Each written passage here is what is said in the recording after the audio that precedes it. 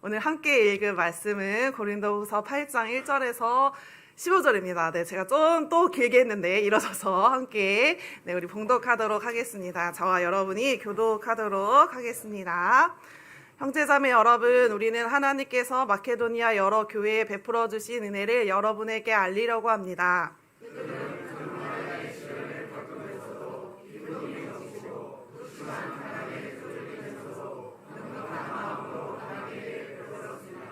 내가 증언합니다. 그들은 힘이 닿는 대로 구제하였을 뿐만 아니라 오히려 힘에 지나도록 자원해서 하였습니다.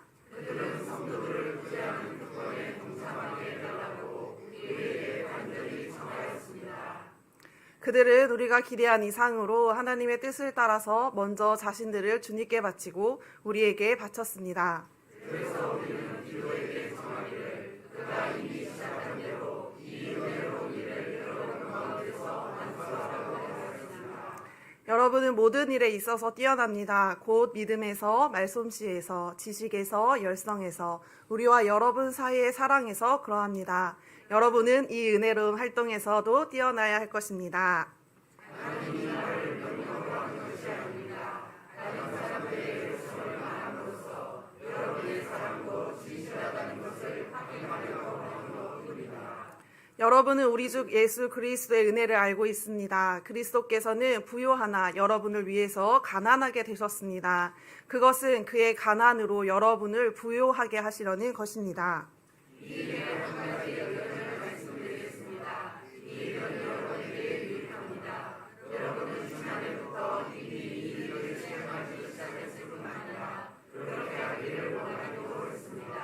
그러므로 이제는 그 일을 완성하십시오. 여러분이 자원에서 시작할 때 보여준 그 열성에 어울리게 여러분이 가지고 있는 것으로 그 일을 마무리 지어야 합니다.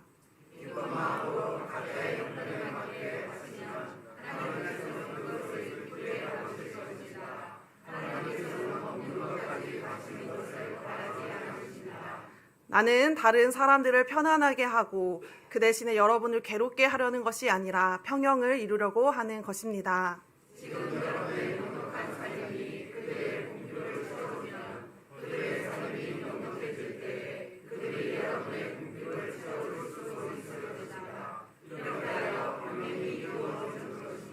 함께 읽겠습니다. 이것은 성경에 기록하기를 많이 거둔 사람도 남지 아니하고 적게 거둔 사람도 모자라지 아니하였다 한 것과 같습니다. 아멘. 우리 좌우 여러분에게 하늘 복 많이 받으세요. 땅의 복도 많이 받으세요. 인사하겠습니다.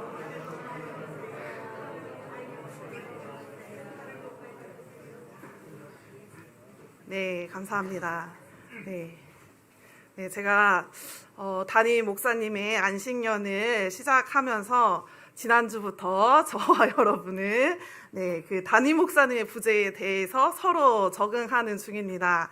그래서 1년 동안 이거 왜 안 하지?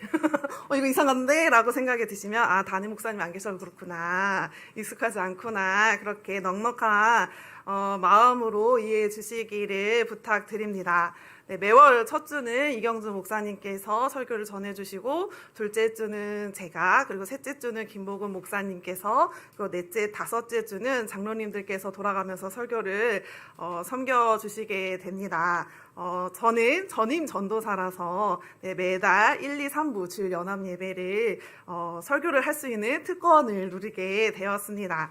그런데 저희 교회는 매월 첫째 주에는 성찬식이 있고 그리고 셋째 주에는 세례식이 있는 주간이기 때문에 저는 전도사라서 성찬과 세례를 집례할 수 없습니다. 그래서 제가 둘째 주에 설교를 섬기게 되었습니다. 매달 주일 연합예배 설교를 둘째 주에 앞으로 1년 동안 저와 함께 나누게 될 것입니다. 그래서 어떤 설교를 하면 좋을까 고민하고 기도를 계속하게 되었습니다. 제가 담임 목사님처럼 아니면 초등부에서처럼 매주 설교를 하는 것도 아니고 한 달에 한 번 강해 설교를 하는 것이 쉽지는 않습니다. 김인기 목사님께서 항상 사역자들이 먹고 살 수 있는 이유는 내가 네, 죄송하지만 네, 저희 지난주에 설교 혹시 기억하십니까? 네, 지난주 이경주 목사님께서 성령 충만에 대해서 네, 이야기를 해주셨죠. 그렇다면 한 달 전에 담임 목사님 하신 설교는 기억을 하십니까? 네, 네, 기억 안 나시죠? 네, 그래서 제가 한 달 뒤에 또 이 자리에 왔을 때 제가 또 설교를 하려면 다시 또 설교를 다시 시작해야 하기 때문에 그래서 제가 담임 목사님과 안신령 기간 동안 다음 가족들과 함께 나눌 말씀을 준비했습니다. 그래서 제가 수요 예배 때는 수요 난 예배 때 저는 항상 감사한 것이 네, 맛있는 점심 식사가 있어서 네, 감사하는데 저희가 점심 식사를 나누면서 교제하는 것처럼 저도 말씀을 네, 요리는 못하지만 말씀을 맛있게 준비해야겠다라는 생각과 그런데 우리 안에 이렇게 솟아나는 감정들을 어떻게 말씀으로 다뤄야 할지 나누는 네, 다운 감정식당을 시리즈로 1년간 네, 해보려고 합니다. 하다가 네, 그만둘 수도 있어요. 네, 이건 아니다 싶으면 네, 그만둘 것 같지만 네, 몇 주간은 할 수 있을 것 같아요. 몇 달간은. 그리고 주일에는 여러분 나는 뭐뭐이다 라고 했을 때 여러분에게 어떤 생각이 드십니까? 나는 남자다, 뭐 나는 여자다, 뭐 이런 게 있잖아요. 나는 전도사다, 뭐 이런 게 있으실 거예요. 한번 생각해 보세요. 나는 뭐뭐이다. 그리고 우리는 뭐뭐이다 라고 정의를 할 때 어떤 걸 생각했어요? 우리는 할 때 뭐 가족을 떠올리실 수도 있고 학교의 공동체를 생각할 수도 있고 직장을 생각할 수도 있고 우리 교회를 생각할 수도 있는데 우리는 뭐뭐이다 라고 정의를 내리는 것이 중요합니다. 네, 제가 전 남편과 갈등을 아주 제일 가까운 사람이기 때문에 갈등을 자주 겪습니다. 저희 부부에게 일명 깍두기 사건이 있었습니다.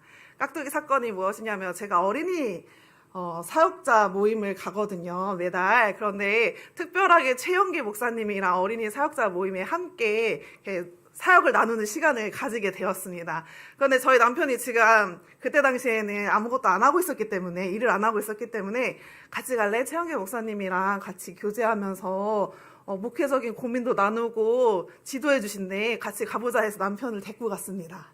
그런데 다들 어린이 사역을 하는 사역자들입니다. 그런데 거기에 아내를 따라온 목사님이 딱 둘이 있었어요. 저희 남편과 다른 여자 전도사님의 남편분도 목사님이셔서 둘이 있었어요. 그래서 최영기 목사님이 그 남편들을 향해서 깍두기네 라고 하셨어요. 그러면서 저희가 모인 사람이 많아서 그 깍두기들에게는 발언권을 안 주셨어요. 그래서 저는 남편이 그것에 기분이 상한지도 몰랐어요. 근데 집에 가는 길에 남편이 얼굴이 잔뜩 굳어서 나 잘못 온 것 같아 막 이런 식으로 얘기를 하는 거였어. 아니 왜? 너무 좋지 않았어? 내가 깍두기야? 라고 하는 거예요. 그래서 남편이 그 깍두기에 꽂혔어요. 나는 권선이 전도사의 깍두기다. 다음 교회 와서도 난 권선이 전도사의 깍두기다. 막 그런 생각이 막 계속하면서 힘든 시간을 보냈습니다. 그래서 아니 깍두기 필요하잖아. 우리 곰탕 먹을 때 깍두기 없으면 안 되잖아. 나 깍두기 엄청 맛집 좋아하는데 막 이런 식으로 해봤지만 해결이 안 됐어요. 그런데 남편이 하나님 앞에 나아가서 하나님 저 왜 깍두기예요? 저 왜 깍두기예요? 그런데 하나님이 남편에게 깍두기 시켜주는 것도 고마워야지 라는 마음, 정확한 팩트는 잘 모르지만 저는 그렇게 해석을 했어요. 그래서 남편은 계속 내가 왜 깍두기야 막 했는데 하나님 너 깍두기 맞아 너 깍두기야 라고 하니까 남편이 해결이 됐어요. 나 깍두기인데 이렇게 좋은 자리에도 껴주시네. 나 깍두기인데 이런 것도 시켜주시네. 이런 마인드로 바꿨어요. 그래서 우리가 어떤 사람이든지 내가 나를 어떻게 정의하느냐에 따라서 우리는 굉장히 다르게 반응을 하고 삶의 태도가 달라집니다.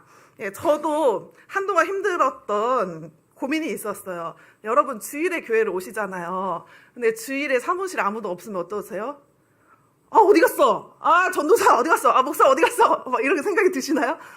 난 주일에 한 번 오는데 뭐 이렇게 일 해결을 안 해줘. 그러시잖아요. 그러시는 분 있어요? 네, 그러신 분들이 가끔 있었나 봐요. 네, 그래서 사무실 웬만하면 비우지 마세요라는 요구가 있었어요.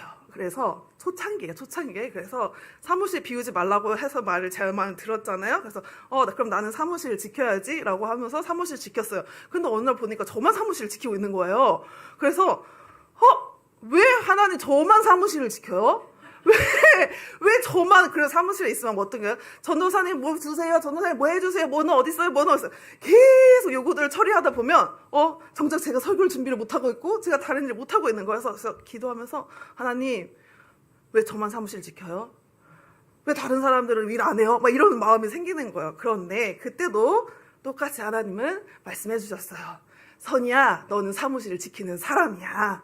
그래서 저는 그 뒤로 하나님, 저는 사무실의 붙박이장입니다. 라고 생각을 하기 시작했어요. 그래서 제가 제일 행복하고 제일 집중이 되는 시간은 언제냐면 아무도 없는 금요일 오후 시간이에요. 사무실 혼자 지키고 있는 사람. 그래서 담임 목사님이 처음에 사무실 잘 지키고 계세요라고 인사를 하신 적이 있거든요. 그래서 날 사무실 지키라고 있는 사람인가? 라는 생각을 했었어요. 그런데 이제는 네, 잘 지키고 있을게요 라고 웃으면서 반응해 드릴 수 있어요. 이렇게 우리가 맺는 관계나 삶을 대할 때 내가 어떤 사람이냐라는 것을 내가 어떻게 정의내리고 있느냐에 따라서 달라지는데, 그래서 우리 주일 예배 때 나는 어떠한 사람인가? 나는 하나님 앞에서 어떠한 사람으로 살아가야 하는가? 성경에서는 저와 여러분을 어떠한 사람으로 살아가라고 이야기하는지를 함께 나눠보려고 합니다. 그래서 오늘 나눌 설교 제목 기억하시나요, 혹시? 네? 마음을 쓰는 사람. 네, 그 첫 번째 시간, 나는 어떤 사람인가, 우리는 어떤 사람인가, 나는 마음을 쓰는 사람이다 라는 제목으로 우리 함께 이야기를 나눠보려고 합니다. 이경준 목사님이 지난 3부 예배 시간에 석정현 목사님이 빨리 돌아오실 수 있도록 설교를 길게 하신다고 했거든요. 설교를 길게 해야지 석정현 목사님이 빨리 돌아왔으면 좋겠다라고 생각하신다고 해서 저도 설교를 길게 할 수 있을 것 같습니다. 네, 그래서 사실은 짧게 해보고 싶었는데 길게 준비가 되어서 최대한 그래도 짧게 해봤으면 좋겠습니다. 사실 저는 지금 목사님 계신데 저 바꾸고 싶거든요. 여러분 혹시 조용한 사직이라는 이야기 들어보셨나요? 이 말이 어떤 말이냐면, 회사를 그만둔 것은 아닌데 나는 더 이상 애쓰지 않기로 했다. 직장을 그만둔 거는 아닙니다. 그런데 나는 딱 월급 받은 만큼만 최소한으로 일하고 싶은 그 마음의 상태를 이야기합니다. 이미 마음으로는 그래, 내가 여기서 뭘 더 바라겠어. 내가 할 만큼만 하자. 돈 받는 만큼만 하고 딱 있다가 그냥 퇴근해야지. 그렇게 있어야지. 라고 현실적인 이유로 버티는 사람들입니다. 그래서 직장 내에서 내가 이렇게 열심히 해봤자 아무런 이익이 없어. 나는 손해만 봐. 그런 것이 내가 계속 마음을 쓰면 쓸수록 나는 언젠가 번아웃이 오고 말 거야 라고 말하면서 스스로 조용히 혼자 사직을 하는 겁니다. 일종의 자기 방어 기제라고 할 수가 있습니다. 그런데 이 동전의 양면처럼 회사는 조용한 해고를 합니다. 회사는 어떤 일을 하냐면 이 공식적으로 구조 조정을 하거나 희망 퇴직을 받는 것이 아니라 그 사람이 원하지 않는 배치를 하던가 아니면 직무평가를 강화하는 방식으로 간접적으로 해고의 신호를 주어서 직원 스스로 퇴사할 수 있도록 유도하는 것이 조용한 해고입니다. 이 두 단어가 보여주는 우리 시대의 자화상은 마음을 닫는 것이 생존 전략이 된 사회라는 것입니다. 직원은 상사와 동료 그리고 회사에게 마음을 닫습니다. 그리고 회사는 쟤한테는 기대해봤자 아무런 소망이 없어. 우리에게 이익을 주지 못해. 라고 조용한 해고를 하는 것입니다. 요즘 우리에게 익숙한 단어 중에 하나는 효율입니다. 최소한의 에너지, 최소한의 비용을 들어서 최대한의 결과, 최대한의 이익을 얻으려고 하는 것입니다. 그런데 이 효율의 논리가 우리의 마음속에 들어와 버렸습니다. 그래서 누군가에게 마음을 쓰는 일이 정성이라고 하기보다는 에너지 소모라고 우리는 이야기를 하기 시작했습니다.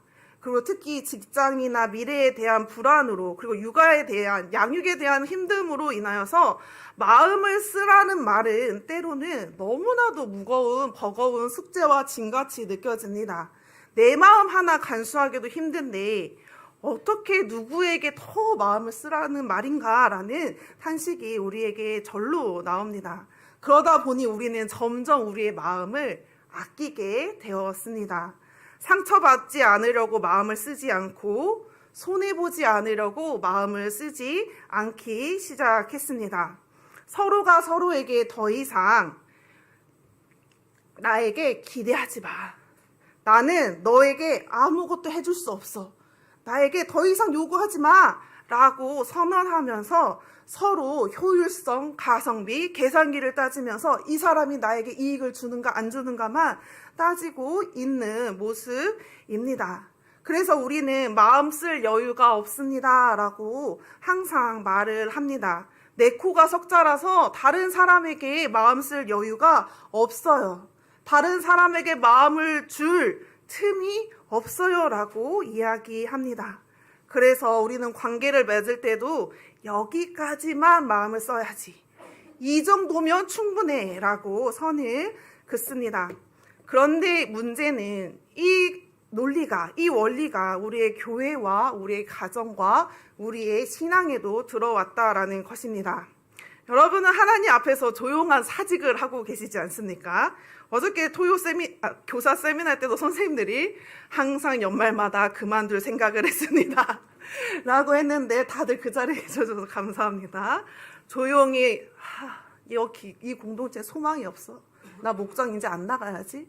나 아프다고 말해야지. 나 바쁘다고 말해야지 하면서 하나님, 저 주일에 진짜 바쁜데 교회 나가드리는 거 아시죠? 딱 예배만 드릴 거예요. 아시겠죠? 이렇게 말하면서 조용한 사직을 하고 계시지는 않습니까?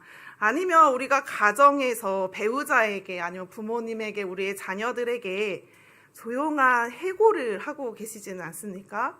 한 집에 살긴 사는데 대화를 하지 않고 있으나 마나한 그러한 존재로 내 마음속에 지워버린 관계들이 있지는 않습니까? 이 고린도후서 8장에는 이 조용한 사직과 조용한 해고의 시대를 거스르는 사람들이 나타납니다. 극한의 가난 속에서도 서로를 위해서 마음을 쏟아부었던 마케도니아 교회의 이야기입니다. 그리고 우리를 조용히 해고하지 않으시고 우리를 위해 자신의 모든 것을 던지신 예수 그리스도의 이야기입니다. 사실 오늘 본문 가지고 하나님 제가 헌금 얘기하는 거예요. 저 헌금 얘기하는 거 진짜 싫은데 막 이렇게 했거든요. 그런데 하나님이랑 기도하면서 이거는 눈에 보이는 헌금의 이야기가 아니라 눈에 보이지 않는 마음의 이야기라는 것을 깨닫게 되었습니다. 하나님은 오늘 바울의 편지를 통해서 우리가 얼마를 했느냐가 아니라 너희가 어떠한 마음으로 했느냐를 우리에게 묻고 계신 것입니다. 이 고린도후서 8장에 나오는 마케도니아 교회의 사례를 통해서 우리는 마음 쓰는 사람들의 정석을 볼 수가 있습니다. 당시에 예루살렘 교회는 심각한 기근과 박해로 인해서 경제적인 어려움에 처하게 되었습니다. 그래서 바울은 이들을 돕기 위해서 연보, 헌금을 요청했습니다. 그런데 마케도니아 교회가 보여준 태도는 정말로 놀라운 일이었습니다. 그들은 어떻게 했냐면 큰 환난과 시련을 겪으면서도 기쁨이 넘치고 극심한 가난에 쭈들리면서도 넉넉한 마음으로 남에게 베풀었다라고 이야기하고 있습니다. 그런데 우리는 하나님께서 마케도니아 여러 교회에 베풀어 주신 은혜를 여러분에게 알려드리려고 합니다라고 합니다. 이 마케도니아의 사람들이 은혜를 베풀었다, 은혜를 받았다라고 이야기하고 있습니다. 이 은혜, 우리가 너무나도 익숙한 단어인데 카리스라는 단어입니다. 누군가를 좋아해서 혹은 불쌍히 여겨서 무조건 베푸는 마음을 이야기합니다. 성경에서 말하는 은혜는 받을 자격이 없는데도 주어지는 사랑을 이야기합니다. 그래서 성경에서는 카리스는 받을 자격이 없는 나에게, 우리에게 거저주시는 하나님의 호의, 하나님의 마음을 이야기합니다. 이 은혜는 거래가 아닙니다. 주고받는 거래의 관계가 아니라 내가 무엇을 잘해서 받는 보상이 아니라 일방적으로 주어지는 선물, 은혜인 것입니다. 그래서 이 본문에서 말하는 카리스, 은혜는 다른 이들의 필요를 채워주는 그 동력이 되는 것이 이 은혜다라고 이야기를 하고 있습니다. 이 마케도니아 교회도 어려움이 있었습니다. 금은 구리 강산을 로마에서 지배하에서 탈취를 당했습니다. 산림 이용권도 독점을 당하고 막대한 세금도 내야 했습니다. 그리고 여러 차례 내전을 겪으면서 경제는 완전히 파산난 상태였습니다. 그리고 이들이 극심한 가난에 처한 것은 예수 그리스도를 따른다라는 이유로 더욱더 경제적인 불이익을 받고 또한 판단을 받고 배척을 받았습니다. 그런데 오히려 이 카리스, 하나님의 은혜는 이 환란의 많은 시련들 가운데에서도 이 마케도니아 교회 성도들에게는 오히려 기쁨을 넘치게 하는 일이 되었습니다. 그래서 이 기쁨은, 이 은혜는 이 극심한 가난에도 불구하고 넉넉한 마음으로 다른 사람들에게 베풀 수 있는 힘이 된 것입니다. 마케도니아 교회 성도들은 그들의 삶에 환란이 없어서, 시련이 없어서, 삶이 형통해서, 돈이 많아서, 가진 것이 많아서가 아니었습니다. 감사할 이유가 없었음에도 불구하고 그들의 마음에는 이미 풍성한 기쁨, 하나님이 주신 은혜가 있었기 때문에 그들은 남들에게 베풀 수 있었던 것입니다. 로마서 15장 26절에서 27절을 함께 읽도록 하겠습니다. 시작.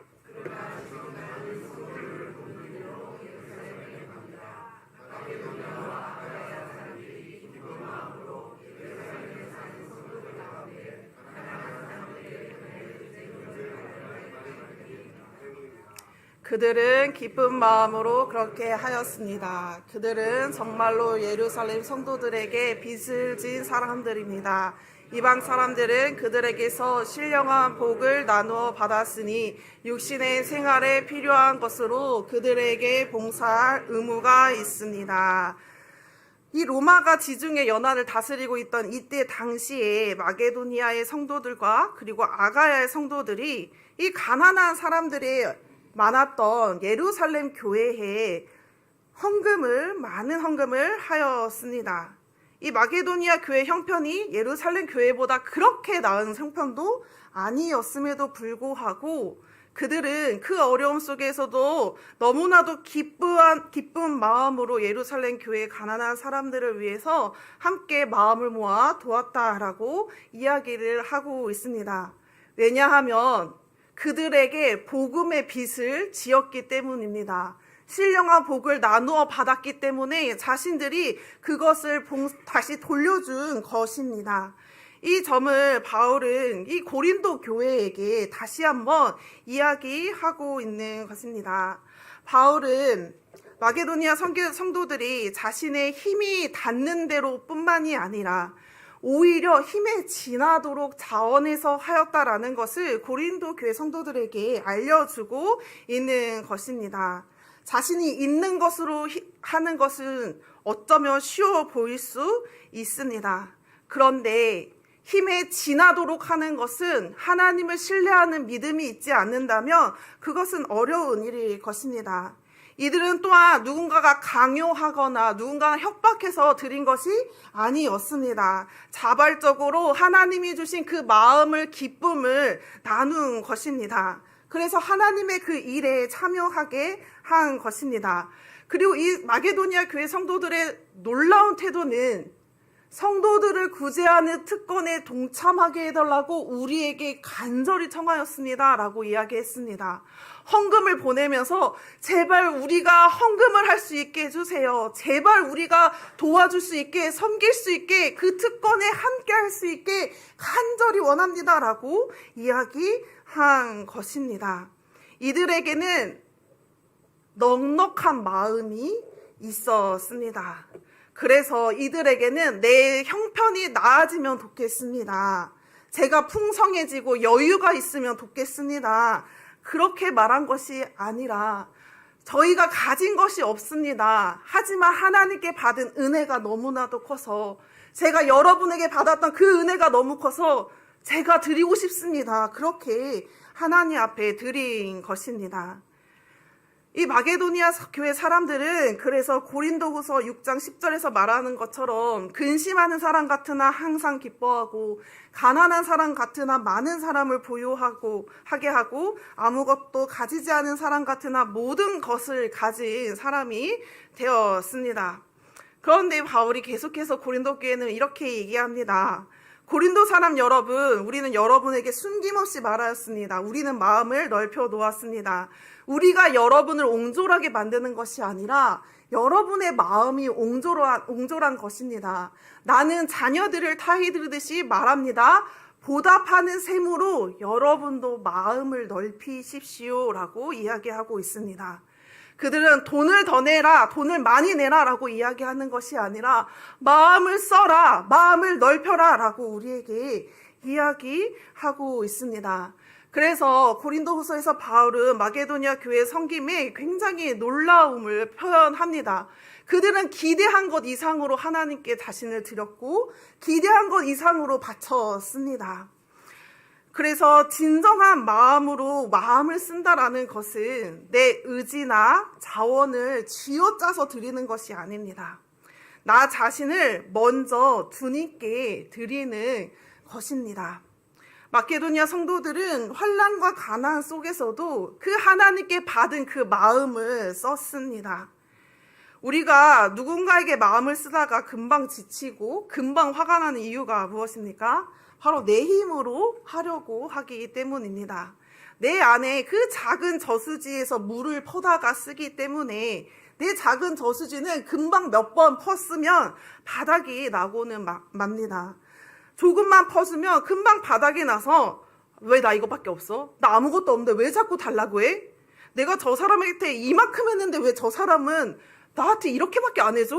그런 보상 심리가 우리에게는 자연스럽게 작동하는 것입니다. 하지만 먼저 나를 주님께 드린다라고 하면 내 마음에 하나님이 그 무한한 사랑을 계속해서 공급해 주신다는 것입니다. 남에게 마음을 쓰기 전에 우리가 가장 먼저 해야 할 일은 나 자신을 하나님께 드리는 것입니다. 내 마음의 공급원이 나의 의지나 나의 노력이 아니라 카리스 하나님의 은혜가 되었을 때 우리는 고갈되지 않는 마음을 우리는 계속해서 쓸 수가 있습니다. 그래서 마게도니아 성도들은 자신을 먼저 주님께 드렸습니다. 자신의 마음의 주권을 주님께 넘겨드린 것입니다. 내 마음의 공급원이 무한하신 그 하나님이 되시니까 환경이 가난하고 상황이 어려워도 계속해서 마음을 흘려보낼 수 있게 된 것입니다. 사랑하는 다운가족 여러분, 누군가에게 마음을 쓰고 대접하고 섬기는 일이 짐처럼 느껴지십니까? 왜 나만 계속 이렇게 마음을 써야 하나? 억울하고 지치십니까? 그렇다면 오늘 먼저 여러분이 해야 할 일은 주님께 나의 마음을 드려야 합니다. 주님, 제 마음이 메말랐습니다. 주님의 사랑으로 채워주셔야지만 내가 다른 사람들에게도 마음을 쓸 수가 있습니다. 내 힘이 아니라 주님의 은혜로 마음을 쓸 수 있게 도와주세요라고 고백할 수 있어야 하는 것입니다. 이 마케도니아 성도들의 풍성함은 자신을 하나님 앞에 드린 것으로 시작했습니다. 그리고 그 하나님이 주신 것으로 하나님의 일을 감당하는 다른 사람들에게, 성도들에게 자신을 또한 주었습니다. 이처럼 우리는 주님을 위해 그리고 다른 사람들을 위해 마음을 쓰는 사람들입니다. 이렇게 바울은 하나님께서 마케도니아 교회들에게 주신 은혜를 전하면서 고린도 교인들에게 계속해서 권면합니다. 이제 다른 차원의 은혜를 설명하고 있습니다. 여러분, 이제 이 은혜로운 일을 여러분 가운데 완수하십시오라고 이야기를 하고 있습니다. 마케도니아 교회가 이렇게 열심히 하나님의 사랑의 마음을 썼습니다. 여러분도 이제 마음을 써주십시오라고 이야기하고 있는 것입니다. 마케도니아 교인들에게는 하나님이 주신 은혜가 넘쳤습니다. 그래서 마음을 쓰는 일들도 넘쳤습니다. 그런데 고린도 교회는 믿음도 말솜씨도 지식도 열성도 사랑도 뛰어나다라고 이야기를 하고 있습니다. 그런데 이 은혜로운 활동이 뛰어나야 한다라고 이야기합니다. 다른 일도 더 잘하고 있지만 여러분, 이 다른 사람들에게 마음을 쓰는 일에도 뛰어난 여러분이 되십시오라고 이야기하고 있습니다. 자신을 풍성하게 하는 것이 하나님인 거 고린도 교회 성도들도 잘 알고 있었습니다. 그런데 다른 사람들을 풍성하게 하는 것도 하나님의 은혜인 것을 고린도 교회 성도들은 몰랐던 것입니다. 그래서 하나님께서는 이 말을 명령으로 말하는 것이 아니라 다른 사람들의 열성을 말함으로써 마케도니아 교회의 그 열심을 말하면서 여러분의 그 마음도 진실하다라는 것을 알고 싶습니다 라고 이야기를 하고 있습니다. 바울은 그리스도의 은혜를 여러분이 이미 알고 있습니다 라고 이야기를 하고 있습니다. 이 은혜를 고린도 교회 성도들은 다 알고 있었습니다. 하지만 삶에서 녹여내지는 못했습니다. 그러면서 이제 진정한 사랑의 본보기인 마음을 쓰는 사람의 기준을 제시합니다. 우리가 얼마나 마음을 써야 하는지, 어떠한 태도로 마음을 써야 하는지에 대해서 완벽한 롤모델을 제시합니다. 바로 예수 그리스도입니다. 우리 빌립보서 2장 5절에서 8절의 말씀 함께 읽도록 하겠습니다. 시작. 여러분 안에 이 마음을 품으십시오. 그것은 곧 그리스도 예수의 마음이기도 합니다. 그는 하나님의 모습을 지니셨으나 하나님과 동등함을 당연하게 생각하지 않으시고 오히려 자기를 비워서 종의 모습을 취하시고 사람과 같이 되셨습니다. 그는 사람의 모양으로 나타나셔서 자기를 낮추시고 죽기까지 순종하셨으니 곧 십자가에 죽기까지 하셨습니다. 바울은 예수님이 하나님의 모습을 지셨으나 하나님과 동등함을 취하지 않았다, 당연하게 생각하지 않았다라고 이야기를 하고 있습니다. 예수님의 마음이 바로 이러하다라고, 이러한 마음을 품어야 한다라고 이야기를 하고 있습니다. 예수님은 오히려 자기를 비워서 종의 모습으로 취하셨습니다. 자기를 낮추어서 십자가에 죽기까지 순종하셨습니다 라고 이야기합니다. 우리를 구원하기 위해서 단순히 하늘에서 내가 너희를 용서했다라고 말씀하시고 끝난 것이 아닙니다. 가장 부유하신 그 창조주께서 가장 가난한 피조물의 모습으로 이 땅에 내려오셨습니다. 이것이 성경이 말하는 마음을 쓴다라는 것의 극치입니다. 마음을 쓴다라는 것은 단순히 동정심을 갖는 것이 아닙니다. 상대방의 처지로 내려가는 것이 마음을 쓰는 것입니다. 예수님은 우리의 죄와 고통, 가난과 눈물을 구경하지 않으셨습니다. 그 현장으로 직접 오셨습니다. 우리에게 마음을 쓰되 끝까지 죽기까지 마음을 쓰신 것입니다. 우리를 부유하게 하시려고 예수님은 자신의 부요를 포기하셨습니다. 우리의 가난을 해결하기 위해서 예수님께서는 스스로 가난을 선택하셨습니다. 그래서 우리는 어떠한 상황에 있든지 예수님으로 인해서 우리는 가장 부유한 사람입니다. 가난한 자 같으나 많은 사람을 부유하게 할 수 있는 능력이 예수님께 있습니다. 바울이 말하는 마케도니아 교회 성도들의 기쁨의 이 원천 또한 바로 예수 그리스도의 은혜였습니다. 그래서 우리 예수님은 원래 부유하신 분이셨는데 나를 위해서, 우리를 위해서 가난하게 되셨다고. 그로 인하여서, 예수님으로 인하여서 우리가 부유하게 되어서 우리는 마음을 쓰는 자리로 나아가야 하는 것입니다. 마케도니아 교회의 교인들은 자신들을 위해서 창조주 그 왕의 자리가 아니라 자신과 똑같은 삶의 자리로 내려오신 그 예수 그리스도를 만나고 경험하고 알았기 때문에 이 세상에서 가장 부유한 사람이 되었습니다. 돈이 없는 사람이 아니었습니다. 눈에 보이는 돈은 없을 수 있었어도 가장 마음이 부유한 사람들이었습니다. 그래서 자신들이 어려운 고난과 시련 속에서도 자신이 가진 것을 드릴 수 있는 부유한 사람들이 된 것입니다. 자신을 주님께 드린 사람은 우리 손안에 쥐어진 것이 나의 것이 아닌 것을 알게 됩니다. 내게 주신 모든 것이 주님께로부터 왔다라는 것을 알기 때문에 주님을 위해서 사용하게 됩니다. 예수 그리스도가 우리의 부유함의 근거입니다. 우리가 가진 돈이나 어떠한 건강이나 어떠한 가진 것이 우리의 부유함의 척도가 아닙니다. 예수님은 세상은 더 높은 것으로 가기 위해 마음을 쓰지만 예수님은 우리를 부유하게 하기 위해서 가장 낮은 곳으로 오셨습니다.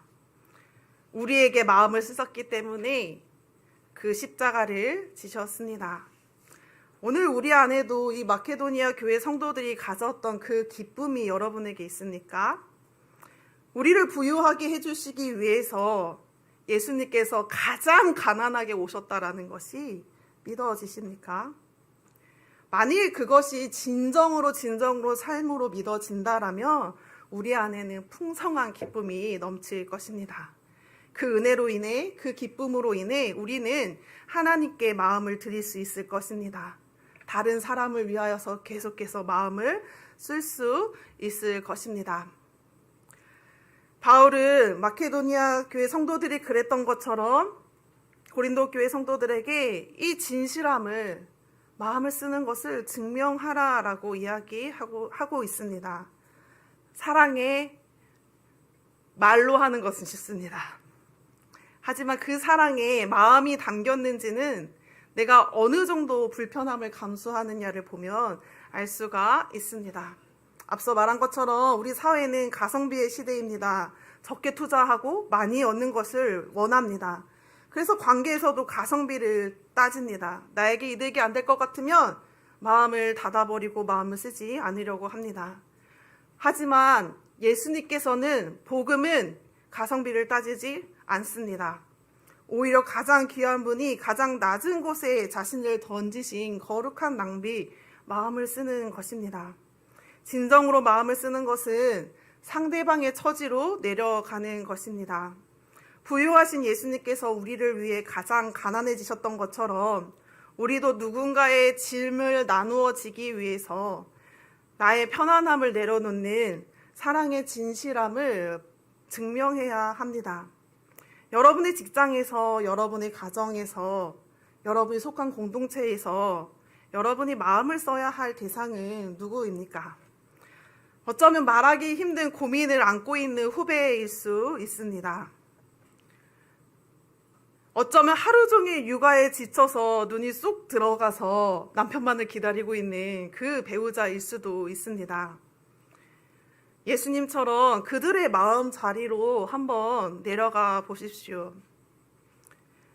사랑하는 그들을 위하여서 그들의 짐을 함께 지기 위해서 내 부요함, 내 편안함을 조금 덜어내고 그들과 함께 하는 것이 그리스도의 마음을 품는 것이고 그리스도의 마음을 쓰는 것입니다. 바울은 마음을 쓰는 일을 생각이나 계획에 머물리지 말고 실행으로 옮겨야 한다라는 것을 강조하고 있습니다. 바울은 이 자신의 생각이 고린도 교회에게도 유익이 될 것이다 라고 이야기합니다. 고린도 교회가 1년 전에 약속했고 시작을 했습니다. 그런데 1년이 지나고 그 약속을 다 잊어버리고 노력도 잊어버린 것입니다.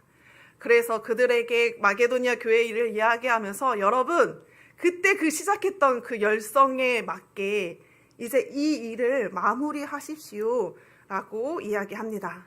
그들에게 마음은 있었는데 마음을 실천하는 행동이 따라주지 않았던 것입니다.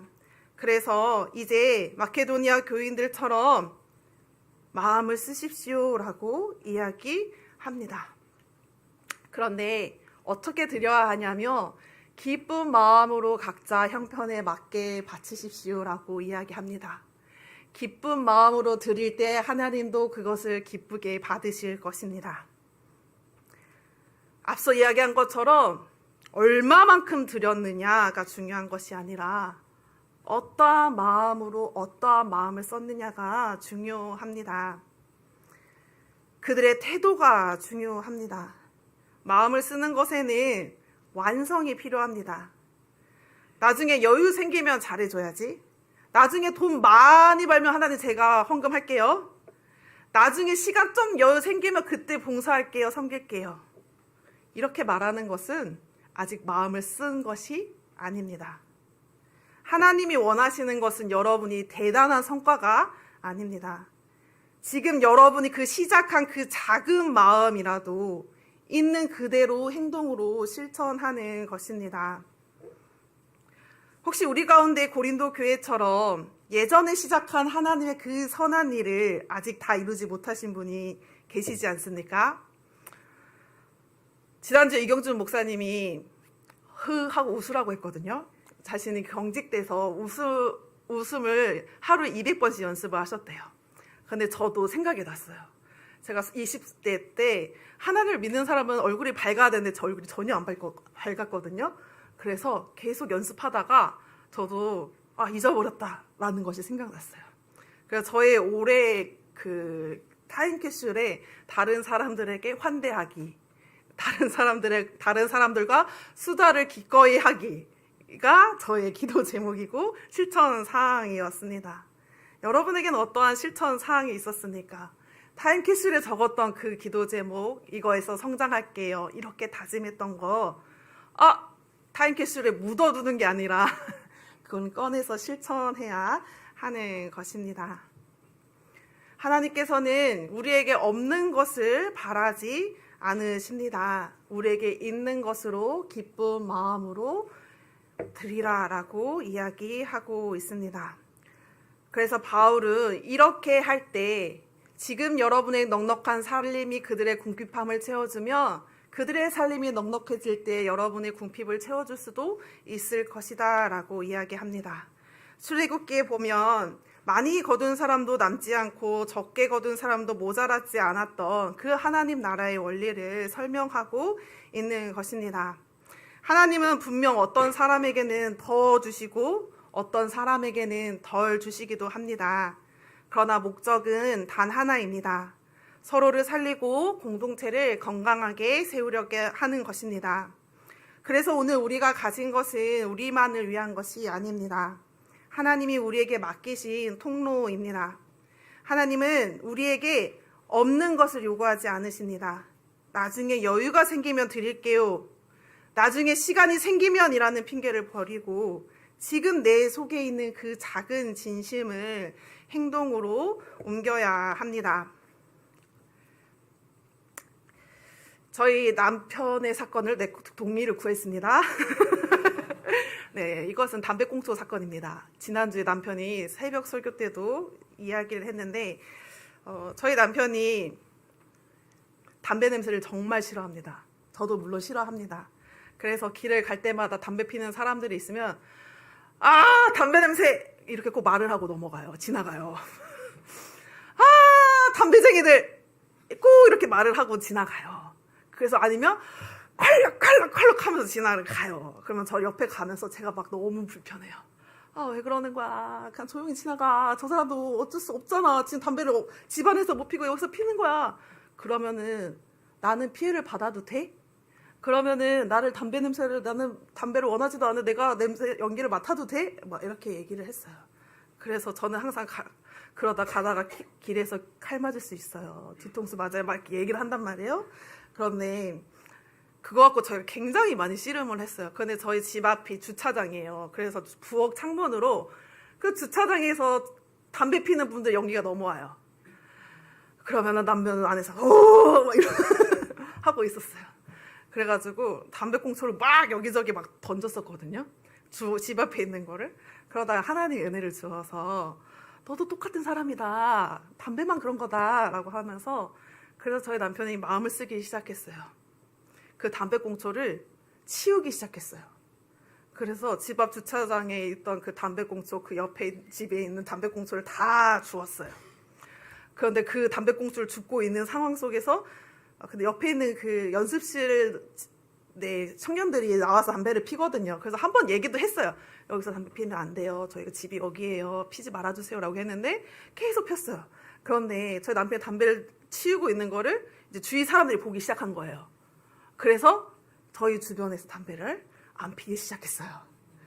그걸 보면서 하나님의 원리는 이건구나. 정말 마음을 쓴다라는 것은 갚아주는 거다. 나이가 똑같이 갚아주는 게 아니라 사랑으로 넉넉한 마음으로 보여주는 것이다 라는 것을 알게 되었습니다. 목자 목녀님들 매주 이렇게 밥 먹이라고? 이렇게 끝까지 밥을 해먹이라고? 언제까지 밥 해야 돼? 라는 생각이 드십니까? 언제까지 이렇게 매주 연락하고 오늘 무슨 일이 있었어? 지난주에 어떤 일이 있었어? 연락하는데 씹으시고 막 이러잖아요. 그럼에도 불구하고 우리는 계속해야 합니다. 왜냐하면 우리는 마음을 쓰는 사람들입니다. VIP한테 연락하면 무시당하고 씹히고 그래도 우리는 계속 마음을 써야 합니다. 왜냐하면 우리 주님은 계속해서 우리에게 주님의 은혜와 마음을 부어 주시기 때문입니다. 우리는 주님께 계속해서 채용을 받아야 합니다. 우리는 없어요. 가진 건 없어요. 그런데 우리는 주님이 있습니다. 그래서 주님 채워주세요. 도와주세요. 라고 이야기를 해야 합니다. 제가 힘들 때 항상 얘기하는 것이 있습니다. 내가 예수님 사랑 보여준다. 어디 한번 예수님 사랑에 한번 빠져봐라 하면서 제 마음은 없지만 열심히 합니다. 마음을 쓴다라는 것이 거창한 것이 아닙니다. 지친 동료에게 직장 상사에게 호되게 혼나고 지쳐있는 쫄아있는 그 직장 동료에게 커피 한 잔 건네면서 힘들었지 속상하지 라고 커피 한 잔 하면서 한마디 하는 것 저도 잘 못하는데 부모님께 안부 전화 드려서 계속해서 똑같은 말 하시는 그 부모님의 마음을 이야기를 들어드리는 것 공동체 안에 잘 안 보이는 지체들에게 먼저 연락해서 같이 밥 먹자라고 식사 한 끼 대접하는 것 이런 작은 것이 바로 마음을 쓰는 것입니다.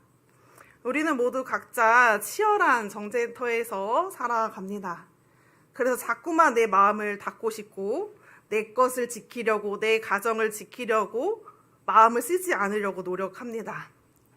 마음은 아낀다고 쌓이는 것이 아닙니다.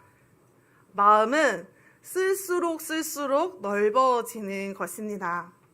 오늘 본문의 마케도니아 성도들처럼 여러분은 먼저 자신을 주님께 드리십시오. 내 힘이 아니라 주님이 주시는 그 은혜로 누군가를 사랑할 힘이 생길 것입니다. 예수님의 그 가난하심을 묵상하십시오.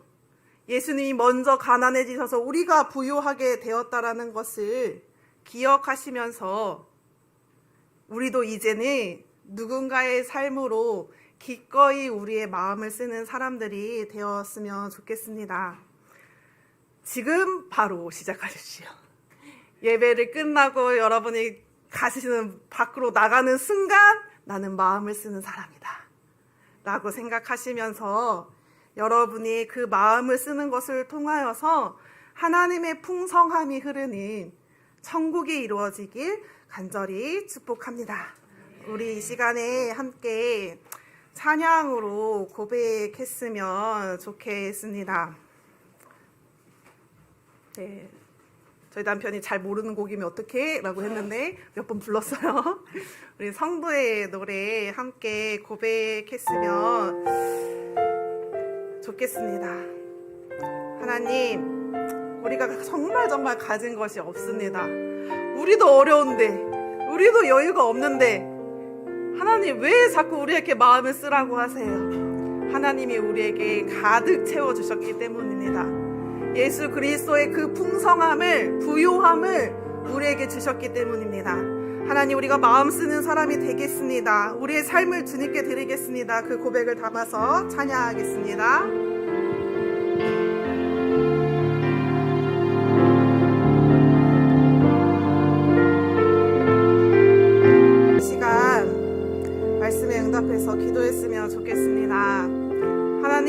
사람들은 너도 없는데, 너도 가난한데, 너도 안 건강한데, 너도 아프면서 다른 사람들에게 계속해서 마음을 쓰는 우리를 미련하다 이야기합니다. 하나님 앞에 시간을 드리고 마음을 드리는 것을 향하여서 바보 아니야? 그렇게 살면 안 돼! 라고 이야기를 합니다. 하지만 하나님이 우리에게 베푸신 그 은혜를 우리는 압니다. 우리는 주님이 주신 그 풍성함과 부유함이 있는 자들입니다.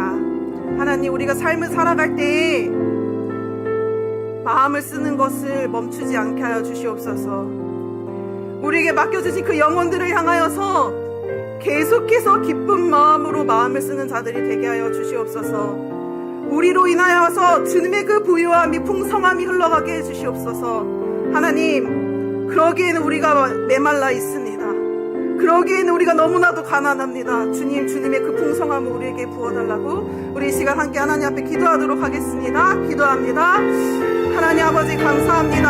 하나님, 우리는 모든 것을 가진 자입니다. 그런데 우리는 마음을 쓰는 것을, 마음을 닫는 것을 아버지 선택하고 있지는 않습니까? 하나님께서는 우리에게 모든 것을 주셨습니다. 하나님의 그 마음을 우리에게 주셨습니다.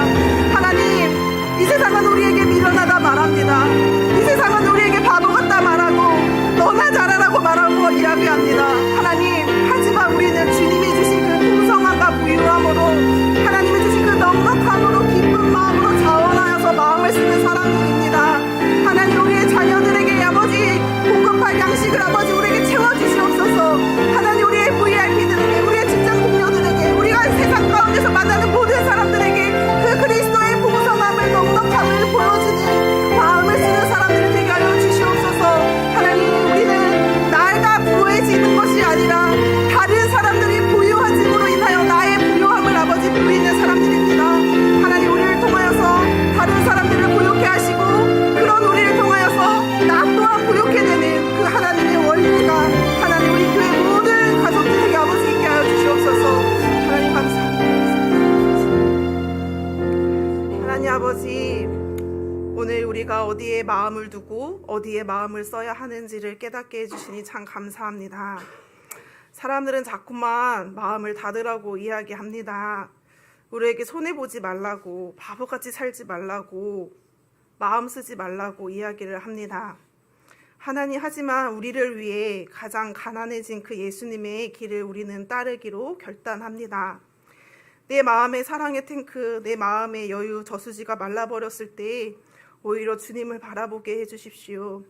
주님이 주시는 그 넉넉한 은혜로 말미암아 내 옆에 있는 가족들, 지체들의 짐을 기꺼이 나누어 질 수 있는 우리가 되게 하여 주시옵소서.